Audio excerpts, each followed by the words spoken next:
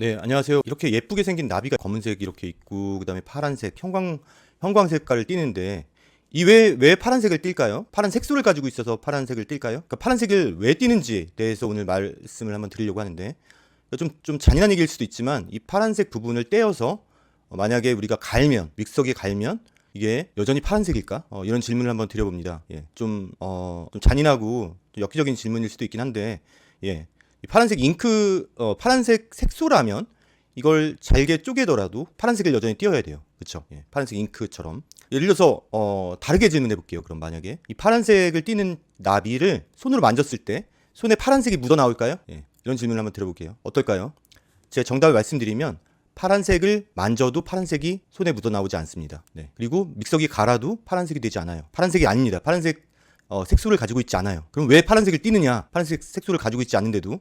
예, 그거에 대해서 오늘 말씀드리겠습니다. 나비의 날개를 이렇게 현미경으로 관찰해 보잖아요. 저희가 실제로 관찰할 수가 있어요. 예를 들어서 현미경 100배, 200배 배율, 그다음에 1000배 배율로 이렇게 나비의 날개를 이렇게 관측을 해보면 뭔가 무늬가 있습니다. 좀 더 이렇게 나비의 날개를 보면 이런 식으로 뭔가 규칙적인 배열이 있고, 그 배열 중에 하나를 또 띄어서 고기를 보면 또 뭔가 이게 줄무늬 같은 게 있고, 그걸 전자현미경으로 옆에서 보면 어떤 모양이 생기냐면 이런 식으로 오돌오돌오돌한 이런 돌기를 가지고 있어요.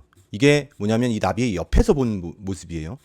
그러니까 사실 입체적으로 보면 이런 모양을 하고 있어요. 나비의 날개는 빛이 와서 반사가 되는데, 여러 가지 색깔의 태양빛은 예를 들어서 여러 가지 색깔을 다 가지고 있는데 유독 파란색만 얘가 보강 간섭을 하는 거예요. 이런 무늬에서 요 규칙적인 간격을 가지고 있는데 파란색만 보강 간섭을 하게 되고 나머지는 그냥 흡수하는 거예요. 혹은 살짝 어떨 때 보면 이렇게 신비로운 색깔을 띠기도 해요. 파란색만 띠는 게 아니라 공작의 날개인데, 이거 보시면 이것도 마찬가지로 현미경으로 보면 이런 식으로 패턴이 있습니다. 패턴이 있고 무늬가 있어요. 마찬가지 똑같은 무늬.